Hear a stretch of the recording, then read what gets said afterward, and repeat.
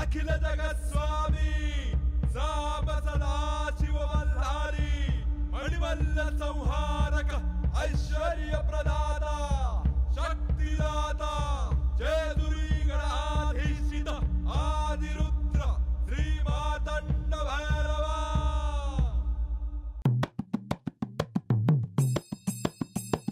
जय देवा जय देवा जय देवा जय देवा जय देवा जय शिव मातंडा।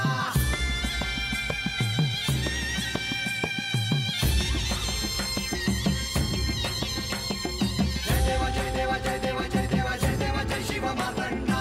हरिवर्धन मल्हारी तुझी प्रचंडा।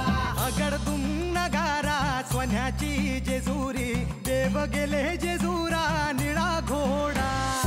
अगडदुम नगारा सोन्याची जेजुरी देव गेले जेजुरा निळा घोडा। पाव में तोडा कमरी कर पटा मिहिर मस्तकी तुरा। खोबऱ्याचा कुटका भंडाऱ्याचा भडका बोल हंकारा सदानंदाचा येळकोट। सदानंदाचा येळकोट। जय देवा जय देवा जय देवा जय देवा जय देवा जय शिव मातंडा। जय देवा जय देवा जय देवा जय देवा जय देवा जय शिव मातंडा। हरिवर्धन मल्हारी तुझी प्रचंडा। जय देवा जय देवा जय देवा जय देवा जय देवा जय शिव मातंडा। हरिवर्धन मल्हारी तुझी प्रचंडा। या नागाचे नाव जेव्हा जेव्हा येते तेव्हा तेव्हा मला असे वाटते की हे मला परिचित आहे, पण असे का मला कळत नाही। तुला खरंच त्याबद्दल काहीच आठवत नाही? नाही। म्हाळसा नीट आठवण्याचा प्रयत्न कर। म्हाळसाताई स्नेह आठवलं तर त्या स्नेह कळल का की त्यांचं मूळ रूप काय आहे ते?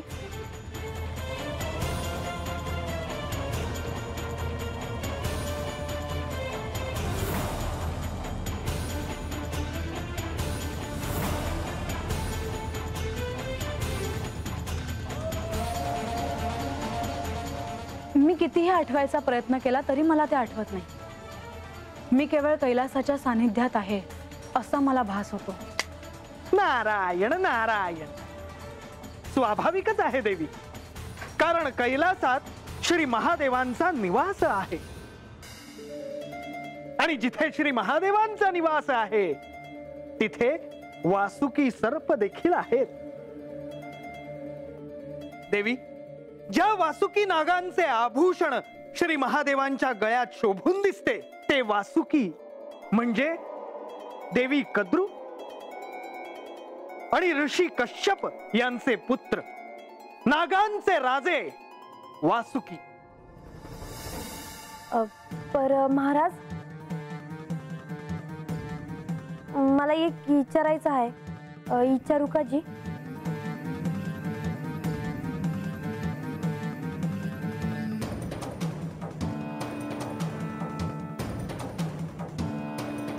विचार बानू। तुम्ही म्हणला सा का महादेवांच्या गळ्यामध्ये तो नाग असतो या, पर ते कसं, म्हणजे ते मला समजलं नाही जी।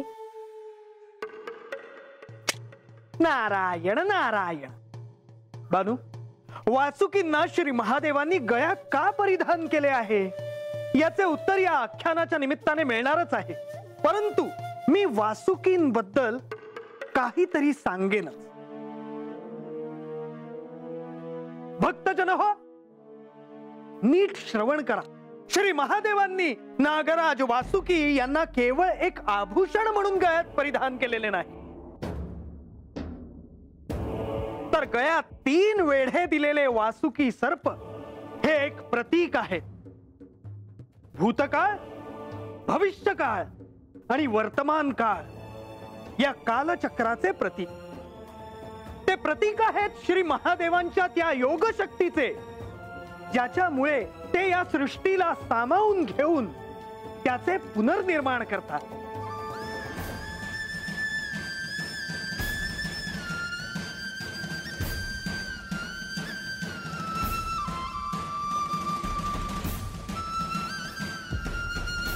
अहो अहो, हे काय करताय सर? अगं, देवाबद्दल ऐकलं नाही होय? ते आपल्या मोरा आहेत ती, हेच आपलं भाग्य आहे। वय वय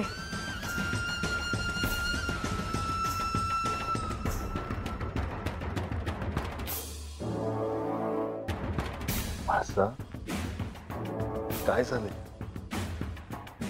तुमचे कार्य, तुमचे स्वरूप हे मला कधी कळणार? तुमच्या स्वरूपाची व्याप्ती इतकी अगाध आहे की त्याचा थांग देखील कोणाला लागू शकणार नाही. केवळ मीच नाही तर ह्या सृष्टीच्या कल्याणासाठी श्री विष्णू आणि श्री ब्रह्मदेव यांचे कार्य देखील तितकेच महत्वाचे आहे. श्री विष्णूंनी जर समुद्र मंथनाच्या वेळी सहाय्य केले नसते तर समुद्र मंथन झालेच नसते. कारण सर्व सृष्टीवर दैत्यांनी सत्ता प्रस्थापित केली होती. ब्रह्मा, विष्णू आणि महेश हे 3 गुण आहेत, ही 3 सूत्र आहेत, ही 3 तत्व आहेत, ती अंतिम सत्य आहेत. त्यांच्या सहाय्याशिवाय ही सृष्टी क्षणभरही पुढे सरकू शकत नाही.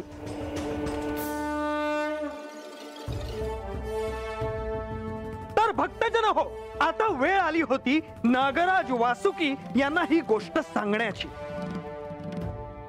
आणि त्यासाठी स्वतः श्री विष्णू यांनी नागराज वासुकी यांची भेट घेण्याचे ठरवले. आणि ही गोष्ट शेषनागांनाही कळली होती. शेषनाग हे कोण आहेत? नारायण नारायण.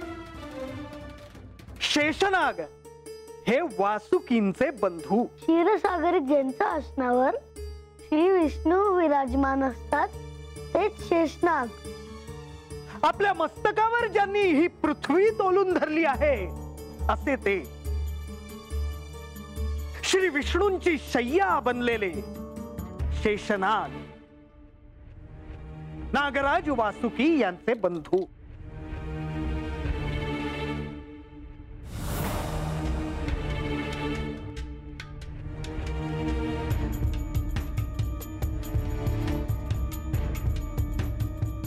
शेषनागा, तू नागांमध्ये ज्येष्ठ आहेस. तू कधीही अधर्माच्या मार्गावर जाणार नाहीस. तुझ्या मस्तकावर पृथ्वी सुरक्षित आहे. प्रभू, ही आपली कृपा आहे. आपल्यामुळे साऱ्या सृष्टीचे पालन होते. पण या क्षीरसागरातून श्री महालक्ष्मी देवी नाहीशी झाल्यामुळे क्षीरसागराची शोभा गेली आहे. साऱ्या सृष्टीतून श्रीत्व गेल्यामुळे साऱ्या सृष्टीवर संकट ओढवले आहे. होय, आणि त्यासाठीच मी नागराज वासुकी ह्याला भेटायला निघालो आहे. प्रभू, आपण त्याला भेटायला जाण्याआधी मीच त्याला इथे बोलवतो. तो माझा बंधू आहे.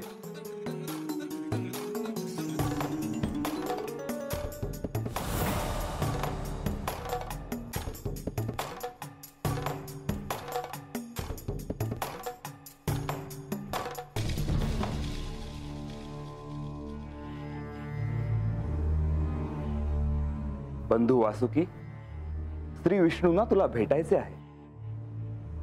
नागराज वासुकी, तुम्हाला ठाऊक असेलच की या सृष्टीतून श्रीत्व नाहीस झालं आहे. तसंच अमृत देखील समुद्रात गेलं आहे. होय प्रभू, इंद्र आणि बळी यांच्यातल्या युद्धात ते अमृत समुद्रात पडले. त्यावेळी त्या अमृतातील काही थेंब गवतावरही पडले. त्यावेळी त्याचा लाभ व्हावा याकरता अनेक सर्पांनी त्या गवतावर जिभा मारली, पण ते काही त्यांना मिळाले नाही. ते मिळवण्यासाठी समुद्र मंथन करावं लागणार आहे. हो, त्याबद्दल मी ऐकून आहे. मेरू पर्वताच्या साहाय्याने हे मंथन होणार असल्याची चर्चा आहे. परंतु ते घुसळण्यासाठी भक्कम अशी दोरी लागणार आहे. आणि त्यासाठीच तुझं सहाय्य हवं आहे. तुला हे मान्य आहे? या कार्यासाठी माझी निवड केली गेली यात माझे भाग्यच आहे. मला आनंद आहे. मी तयार आहे प्रभू. श्री विष्णूंनी नागराज वासुकी यांना वचन दिले आणि ते समुद्र मंथनासाठी सिद्ध झाले. आता ज्या ठिकाणी समुद्र मंथन होणार होते त्या ठिकाणी जाण्यास सर्वजण सिद्ध झाले.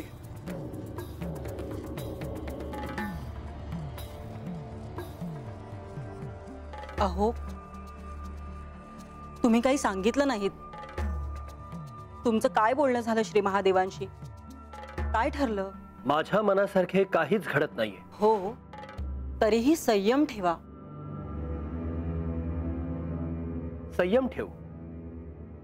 त्या बळीने स्वर्गावर आक्रमण केले, अमृताचा कुंभ चोरून नेण्याचा प्रयत्न केला, त्याच्याशी मी प्राणपणाने युद्ध केले, आणि आता त्या बळीशी मी सहकार्य करायचं. अहो, पण ज्या अर्थी त्यांनी असे नियोजन केले आहे त्यामागे निश्चितच काहीतरी कारण असणार. पण त्रिमूर्ती त्या दैत्यांना शासन करू शकले असते ना. राजा बली हे शिवभक्त आहेत हे विसरून कसं चालेल तुम्हाला? म्हणजे माझ्या देवेंद्र असण्याचं काहीच महत्व नाही. अहो, असं रागवून काही होणार आहे का? संयमाने घेतले तर केलेले वैभव पुन्हा परत मिळेल, पण नियोजित कार्यात सहभागी नाही झाला तर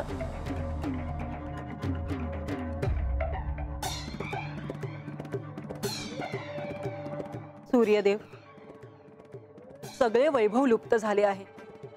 श्री महालक्ष्मी लुप्त झाले आहेत. त्यामुळे मी आपले यथोचित स्वागत नाही करू शकत. मला ठाऊक आहे देवी,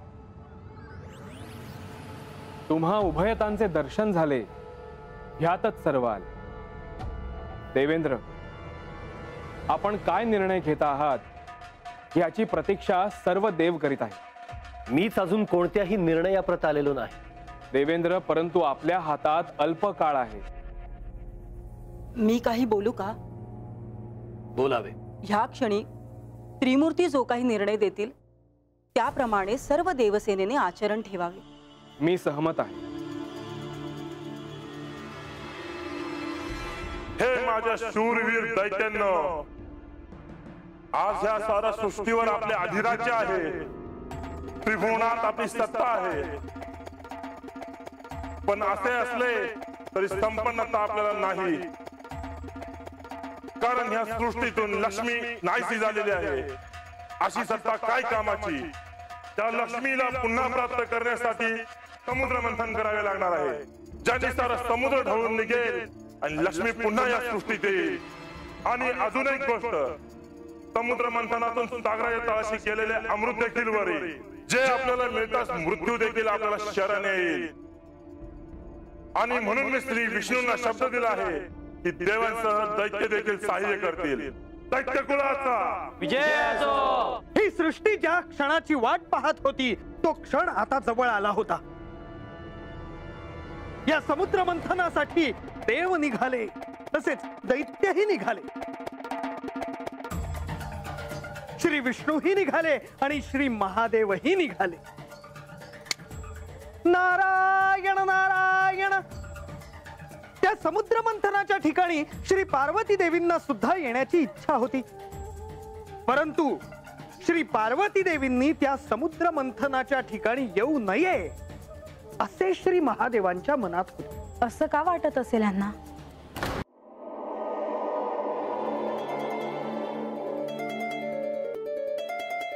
देवी, मी फुले तोडून आणायला जाऊ का?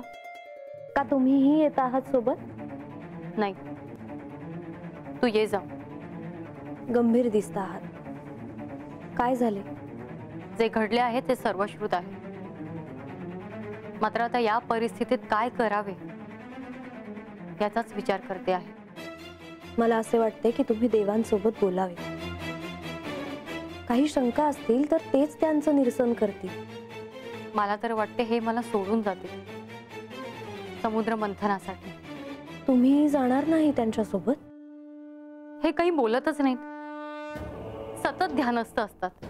मला तर वाटतं तुम्ही त्यांच्यासोबत जायला हवं. खूप मोठी घटना आहे ही. कधी काय होईल सांगता येत नाही देवी. तुला देखील असेच वाटते? होय देवी. अशा वेळी तुम्ही देवांसोबत असायलाच हवं. मी देखील यांना हेच सांगणार आहे. जयात्री, मी इथे नसताना स्वतःची काळजी घे. होय देवी, काळजीचे कारण नाही. देवी, अमृतासाठी आणि लक्ष्मी देवींना प्राप्त करण्यासाठी समुद्र मंथन होणार आहे असे ऐकले मी. होय,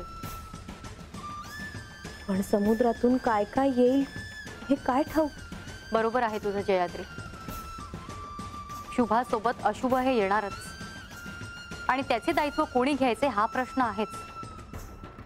प्रत्येक वेळी भोळेपणाने हे सगळ्याला सामोरे जातात. पण देवी तुम्ही देखील सावध राहायला हवं. एका अर्थाने युद्धासारखीच परिस्थिती आहे. चिंता नसावी, मी यांच्या सोबत आहे, त्यामुळे ह्यांना मी कोणताही निर्णय घेऊ देणार नाही. सृष्टीच्या कल्याणासाठी ह्यांनी अनेक संकटे झेलली आहेत, मात्र यावेळीच नाही. पण देव तुमचं ऐकतील का? माझ्यासाठी त्यांना ऐकावेच लागेल. काही झालं तरी ते पती आहेत माझे, आणि पत्नी ह्या नात्यानं मी त्यांना यावेळेस थांबवणारच. मग चिंता नाही देवी. मला देखील समुद्र मंथन पाहण्याची खूप इच्छा आहे, पण मी इथे कैलासात राहणे पसंत करेन. येते मी.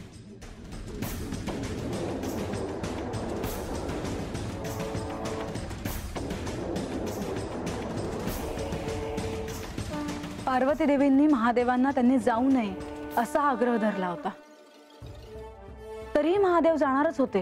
होय देवी, परंतु श्री महादेवांचे तिथे जाणे अनिवार्य होते. त्यांच्याशिवाय हे कार्य पूर्ण झालेच नसते. प्रसंगी त्रिमूर्तींना देखील आपले तत्व पणाला लावावे लागणार होते, अशीच परिस्थिती होती. का हे मला कळत नाही. पार्वती देवींनी असा हट्ट धरला म्हणजे त्यांच्या मनात नक्की काहीतरी असणार. हो देवी, खरं तर श्री महादेवांनी तिथे जाऊ नये असे श्री पार्वती देवींना वाटत होते. त्यांचं काहीच चुकलं नाही. महादेवांनी एकट्याने या संकटाला का सामोरं जावं? महासा, केवळ मी एकट्यानेच नाही, तर सर्वजण ह्या समस्येतून मार्ग कसा काढता येईल ह्यावर विचार करत होता. आणि पार्वतीने हट्ट केला म्हणून मी तिला माझ्या बरोबर येण्याची अनुमती दिली होती. तुम्ही त्यांना येण्यास विरोध का करत होतात? त्या आल्या असत्या तर असं काय घडलं असतं? आणि त्यांनी येऊ नये असे तुम्हाला का वाटत होते? तुला खरंच आठवत नाही का महासा की त्यावेळी काय झालं होतं? माते, असं का घडलं हे आपल्याला कळेलच, पण ह्या निमित्ताने जमलेले सगळ्यांना या कथेत पुढे काय घडलं हे आपल्याला कळायला हवं. मुनिवर, तुम्ही पुन्हा आख्यानाला प्रारंभ करा. जशी आज्ञा देवी. तर सर्व देव आणि दैत्य समुद्र मंथन ज्या ठिकाणी होणार होते तिथे पोहोचले.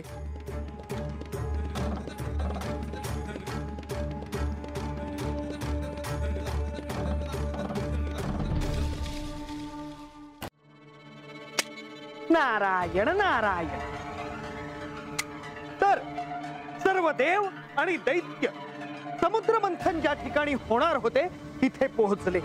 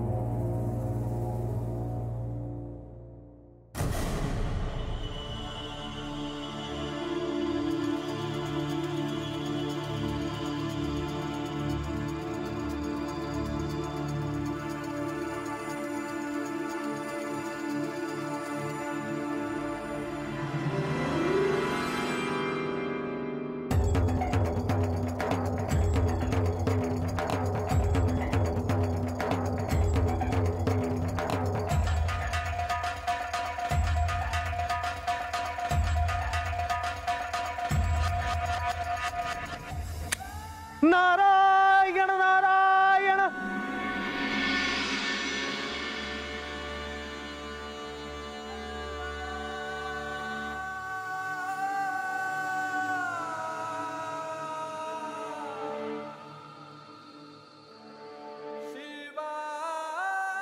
देवा, सूर्यास्त झाला.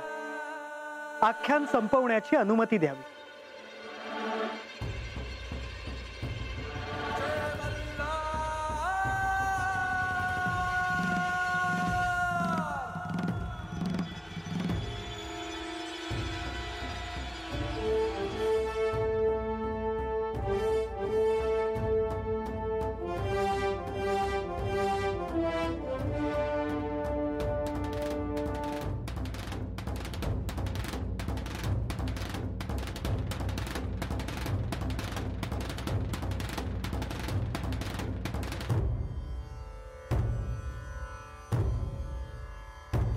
ta na na na na na ding ta na na na na